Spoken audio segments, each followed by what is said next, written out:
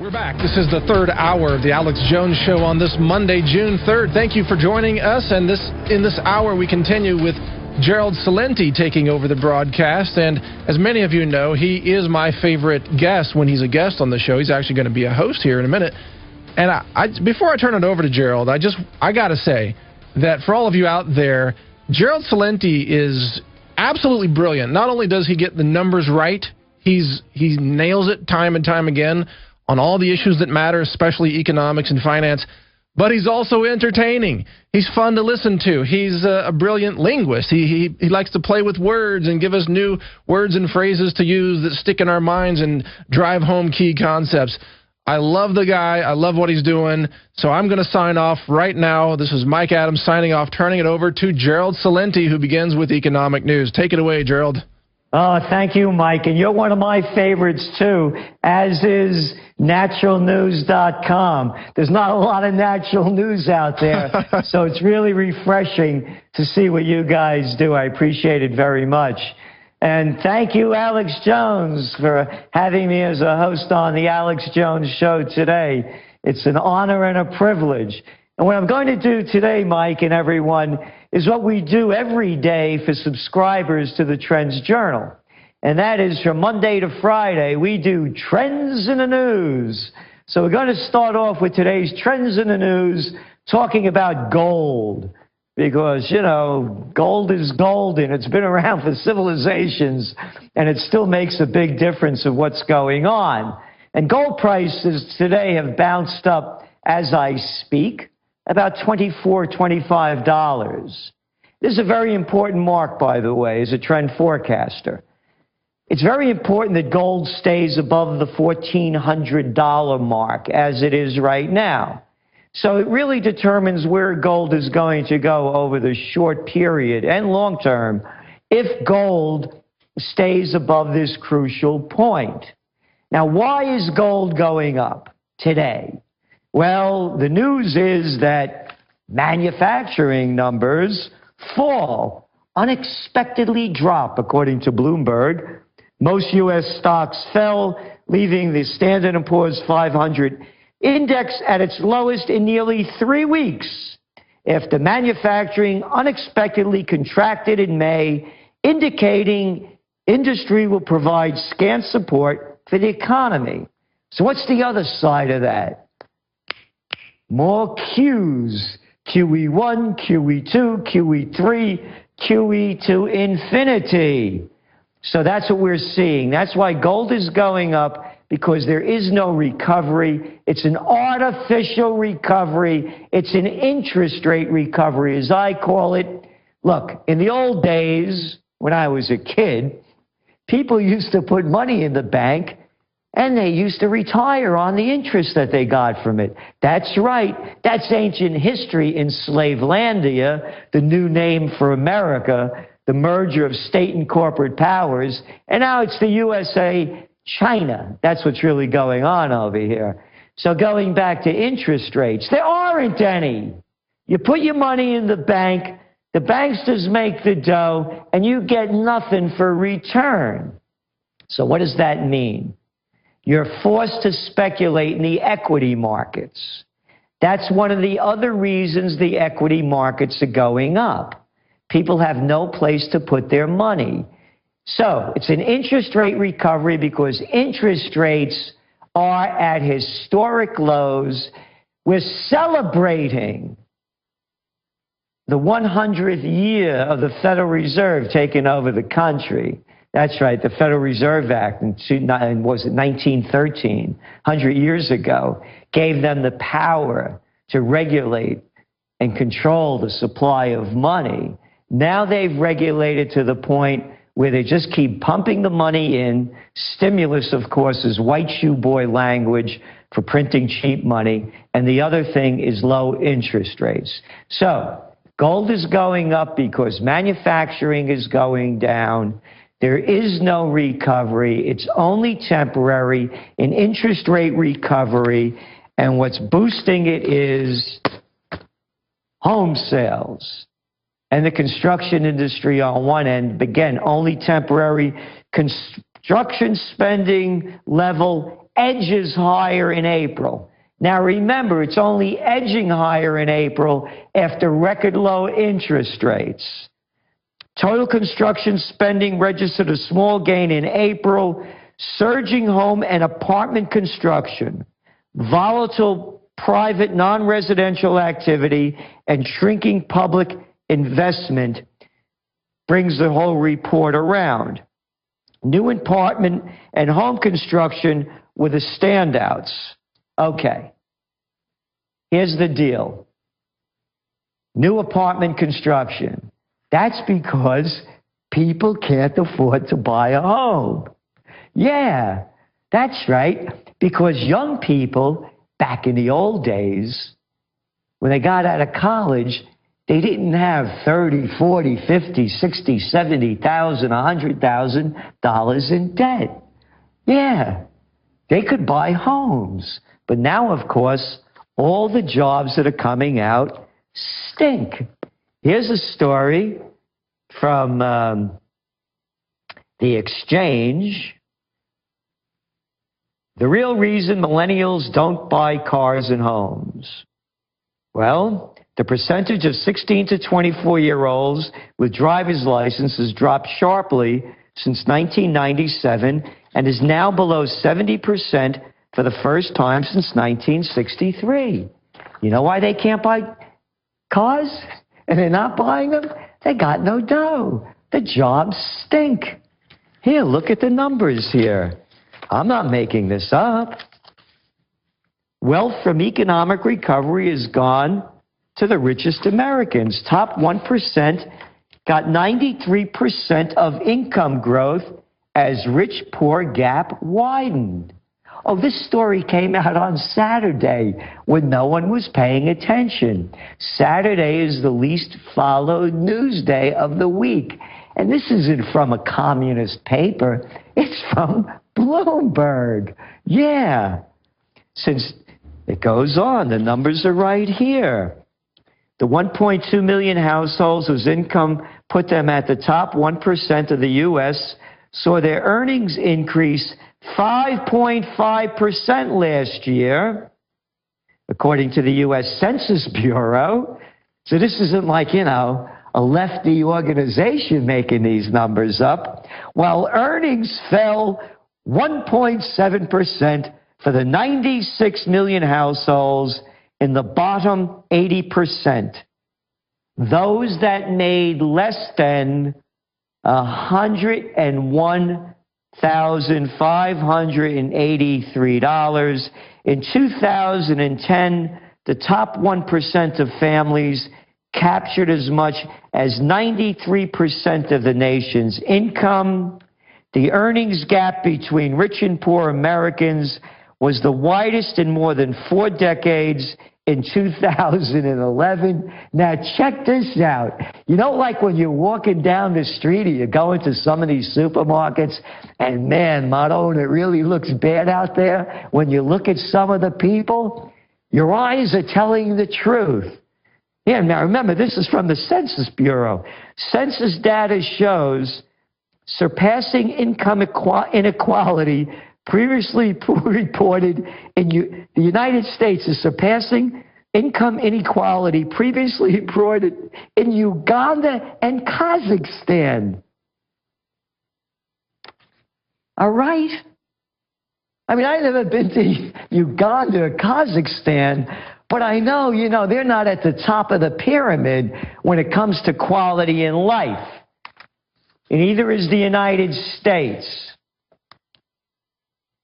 Even the meandering economy generated 4.6 million private sector jobs since February 2010. Almost 40% of them were in the fields of hospitality. Don't you love the word hospitality? That means making somebody's bed in a hotel. It means room service. It means waiting on tables. It means jobs that pay crap while the fat cats keep getting fatter and everybody else keeps getting poorer.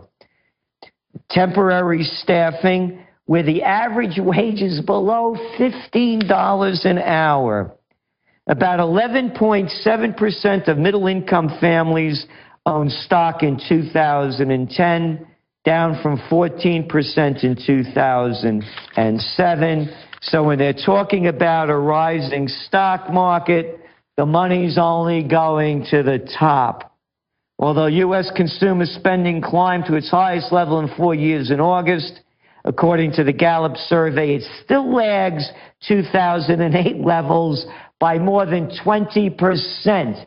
And what are people buying? Hey, have a lovely time at Family Dollar because that's all you have to spend. It just keeps getting worse. From 1979 to 2007, about $1.1 trillion in annual income shifted to the top 1% of Americans. So there you got it. Those are the numbers. The numbers don't lie, but the people that are saying that there's a recovery, they're lying. As a matter of fact, making fun of the gold news is none other than Nouriel Roubini, who they call Dr. Doom. He says that, gold prices really don't make a difference because, after all, gold isn't a medium of exchange. You know, you could store it, but it's really not a unit of wealth that you can exchange for product and services. He says you can't buy groceries with it. Tell that to the Iranians and tell it to the Chinese. Because you know why? They're exchanging oil for gold. Get it, Nouriel? Before you slip into unconsciousness. All right. So as I was saying, gold.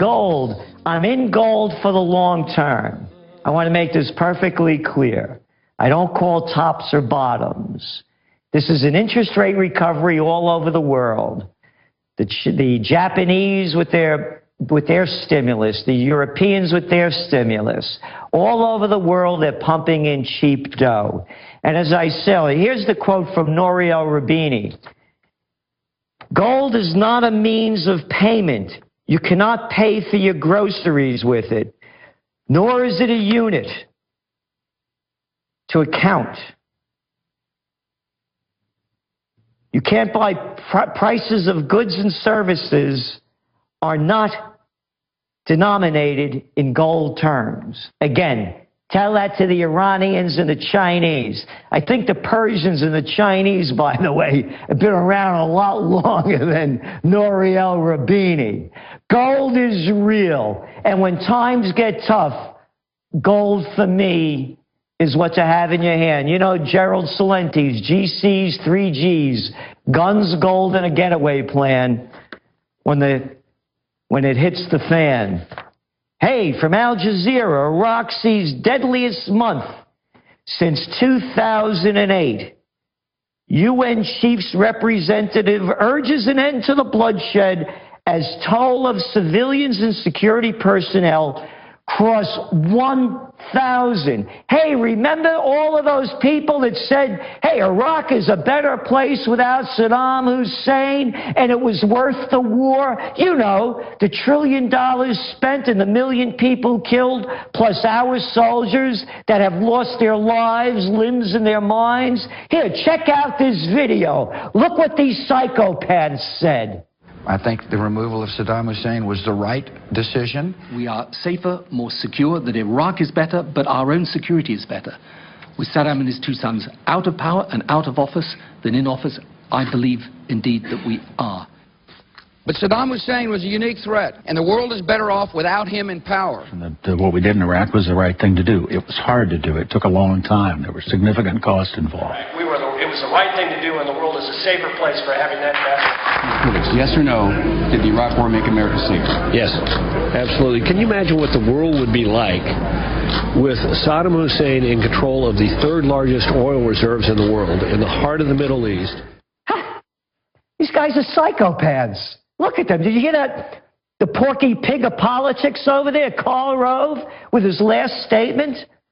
What was Saddam Hussein in charge of the third largest oil reserves in the Middle East. It's none of our business. You don't attack foreign countries because you want their goods and services. Or maybe imperialists do, and immoral people like you, porky pig. This is disgusting. You want to know how America could come back? People ask me all the time. It's very simple. Do what the founding fathers suggested. Stay out of foreign entanglements. No, Iraq is not better off without Saddam Hussein, and neither is the rest of the world, because from Iraq also came Al-Qaeda, more of Al-Qaeda. And where is Al-Qaeda now? Oh, they're over there in Libya. You remember Libya? That was the place that Chicken Hawk Cameron, Sarkozy, and Obama were going to free up to get rid of that dictator, Gaddafi. And now look what happened. Al-Qaeda's in charge over there. Now they're destabilizing Syria. This is madness. And the madmen are in control. Oh, a great little story coming out in the Financial Times today. China is doing a big deal with Iraq. Another big deal for China. While the United States wages war, China wages business. And they're waging business right here in the good old USA. Yeah, you remember that news last week? China's buying up Smithfield. Yeah, the biggest pork producer in the United States, or one of them. Yeah. And what else is China buying up? Oh, you're buying up Club Med. They're buying up the world. Oh, the Prime Minister, he is down in the Caribbean now, making deals all over the region. While America, what are they doing? We got John Kerry, the ketchup king, Heinz's little boy, going all over the world, talking about more war with Syria, and how we have to support the rebels, and how we're sending more troops into the area. And now talking about expansion into Asia. And when I come back, we're going to talk more about pigs, porks, and rats. We're on the march. The empire's on the run. Alex Jones and the GCN Radio Network. We now take you live to the Central Texas Command Center in the heart of the resistance. You're listening to the Alex Jones Show. Hey, this is Gerald Celente, and I'm back, and I'm happy to be a host on the Alex Jones Show as he's over there exposing the Bilderberg bullies who are taking control of the entire globe. It's a takeover. The multinationals are in control. And now it's coming back right here to the United States. Even the Chinese are grabbing a piece of the action. As I mentioned, they're buying Smithfield up, one of those big pork producers, and a lot of labels out there that you're all familiar with. Here's a story in today's New York Times. The self-proclaimed paper of record, which I like to call the toilet paper of record. Chinese bid for U.S. pork had links to Wall Street. You see what I mean? That is a BS line. How nice they say it. How about a criminal operation where the mafia is all working together to pull off another big deal that's going to screw the people short-term, long-term? That would have been more appropriate, but I digress. Let me move on. When a Chinese company bid $4.7 billion last week to take over Smithfield's, America's biggest pork producer, the deal was announced by the company's Chinese executives. But behind the bid was a group of savvy investors. Savvy investors, you know what that means? Savvy investors is a BS line for the guys in that are doing the deal in a rigged game, that know how it's going to fall out and put all their bets down. as the suckers stand around the table thinking they're going to win the game. It's an inside deal, but we'll call them savvy investors because that's nice and proper. And global deal makers, again, a BS word, who hold a substantial stake in the Chinese company. Oh, and you know who those global deal makers are and savvy investors? Goldman Sachs, the Goldman Sachs gang, yeah. CDH Investments, Singapore's sovereign wealth fund, and New Horizon Capital, a private equity firm founded by the son of the former Chinese Prime Minister Wen Jiabao. You get it? The group controls nearly half the shares of Shanghai International, much of which was acquired about 7 years ago by helping privatize the company that had been run by a state-owned meat processor. It's all inside deals. Privatization, by the way, that too is white shoe boy language for selling expensive public assets to your buddies on inside deals for pennies on the dollar. So here you got it. The Chinese buying Smithfield. This company, by the way, is a huge pork producer. Now check this out. These are the Chinese. Rat meat and Chinese food safety. This was only May 12th. It isn't ancient history. The latest food scandal in China, which has seen rat meat passed off as lamb, has raised more questions about food safety in the country. Okay? And then there's that bird flu thing going on. And now people also forgot, this is from March 20th, the number of dead pigs pulled out of the Hangpu River in Shanghai crossed 10,000 since the city government started fishing out the pig carcasses about 2 weeks ago. Now, let me get this straight. They got pigs floating down the Hangpu, and now they're taking over the biggest pig producer in the United States. What are we going to have now? Pigs floating down the Potomac? I mean, that's all it is. Pigs to pigs. I think they should change, the symbols of the Democratic and Republican parties. The elephants are the pigs, and the Democrats are the rats. That's right. The Democrats are the rats that began to sell America out full-time with Bill Clinton's NAFTA. And, of course, the elephant pigs, they started, paving the deal with Nixon playing ping pong over there in China to get the deals rolling. So now you could see what's happening. As I said, as the United States wages war,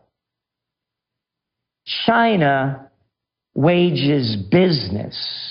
And now they're taking over America. There's another side to the Chinese pig story and those gluttons that sold out Smithfield. You see, the Chinese food, I love it, by the way. You go into a health food store, this is one of my favorite. I don't eat corporate food.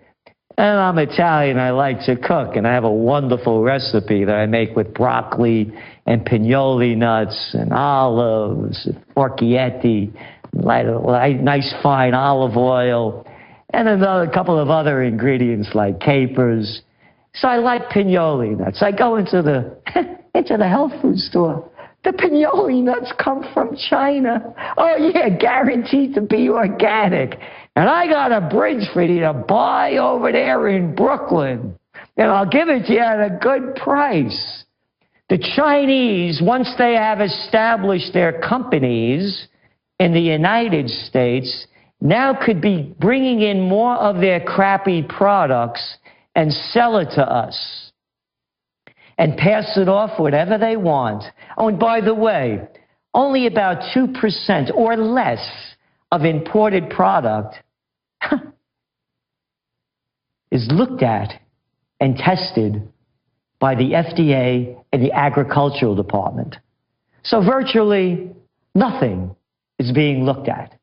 And by the way, as a trend forecaster, what you look at when you look at this trend is to see what the opportunities in food, natural, as in natural news, natural food, natural healing. That is the future. Entrepreneurs understanding that not everybody watches the Kardashians. Not everybody tunes in the Cartoon News Network, CNN, the most trusted name in news.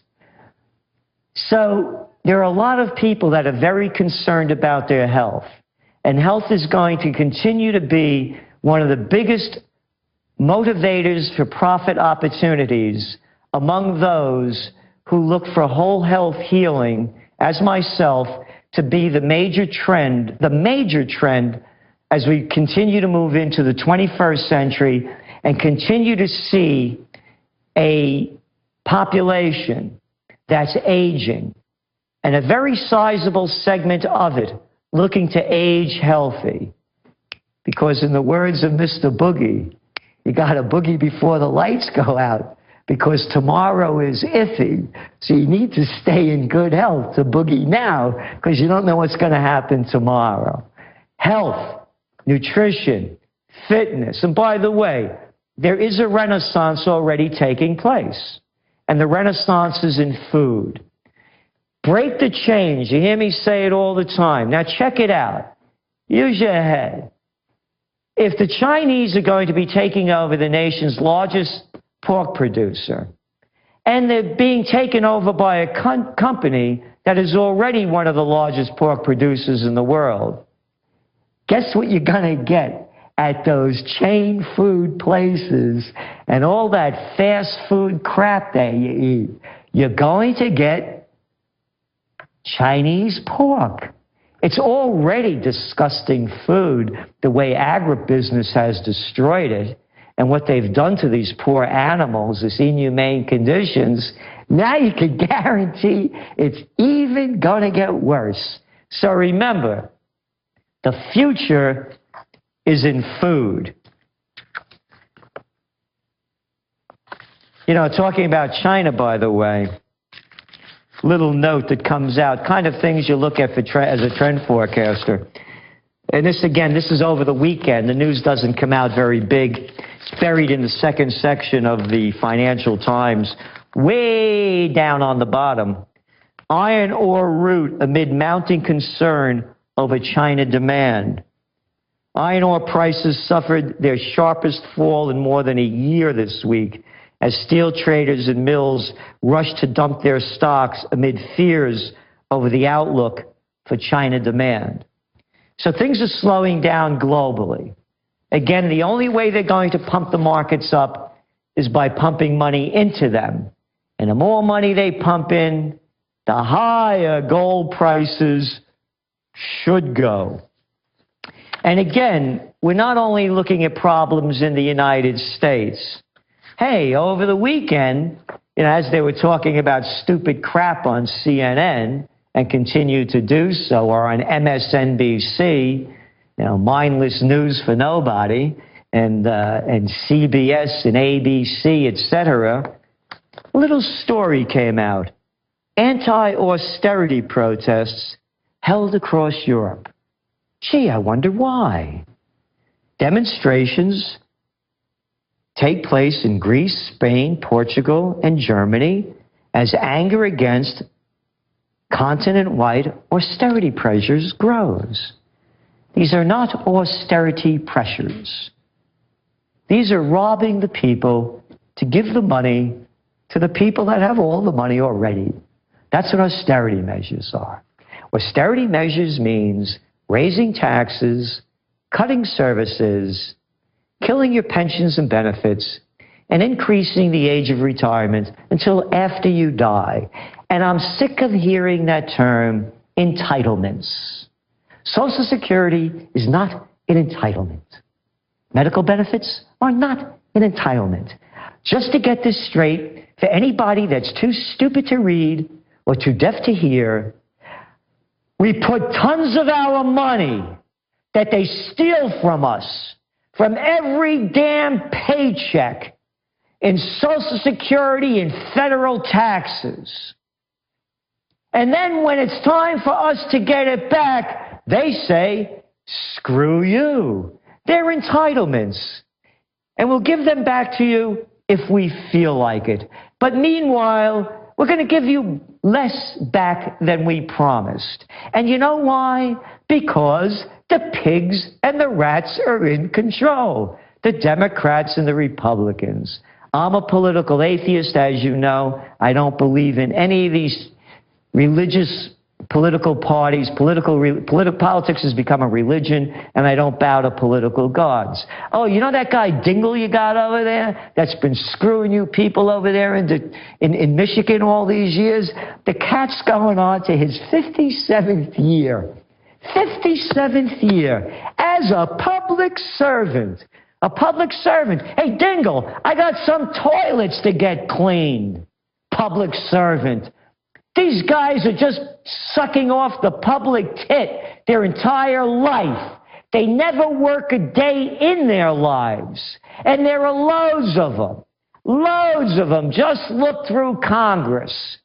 I want to see term limits. Enough of this baloney. The same thing goes on around the world. It's no different over here. As I speak, they're demonstrating over there in Turkey. Yeah, you know that place that wants to get into the European Union all the time, but they never let them.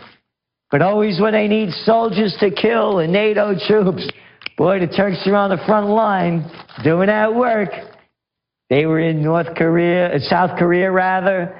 They were in Vietnam. They were in Iraq. Oh, yeah. Always waging war, but they're not quite in the money game yet. Well, they're having their problems there, too. Here's the headline from the Financial Times. Turkey's protests reignite. Yep. In a series of television appearances following the occupation of Taksim Square, Recep Erdogan, that's the prime minister, dismissed protesters across the country's biggest cities as looters. He described Twitter as a curse and branded anyone who drank alcohol an alcoholic. Yeah, you look at this photo of these protesters. They certainly don't look like looters, alcoholics, who have been cursed by Twitters. You couldn't have more middle-class looking cats in your life. But to make this point, Erdogan says many protesters say that his authoritarian tendencies on the part of his regime are the root cause of the scale of discontent, citing measures such as a new law to restrict the consumption of alcohol. Quote, I do these things because I love all my citizens. I want them to get rid of their bad habits. All right, now you get it? I do these things because I love all my citizens. Hey, Junior, see if you can handle this one. How about doing what your citizens tell you to do? Could you handle that? No. None of them can handle it. Look what goes on. Every time these cats come out, man, they roll out the red carpets, whether it's the presidents, the prime ministers, the chancellors, you name the country. They got enough flunkies standing around saluting and blowing trumpets. You want to cut back the budget and save money, put these people to work. Why do they got to roll out a red carpet? Listen, the next time I come on the Alex Jones Show, I want trumpets. You guys stand up and salute. Who made this crap up? And that's what's going on, and it goes back to Bilderberg. They're all better than we are. They tell us what to do. The New World Order has taken over. And you don't have to look behind the curtains to see it. It's the banking order. It's the money junkies, and it's the military-industrial complex. Hey, our new Secretary of Defense, he's over there now talking about America expanding into Asia with its, quote, pivot Asia operation. How about pivoting back home? Check the number out. Over $6 trillion, that's with a T, has been spent on the Afghan and Iraq war. Bring the money home. $6 trillion for USA. He's the T-Rex of political talk. Alex Jones on the GCN Radio Network.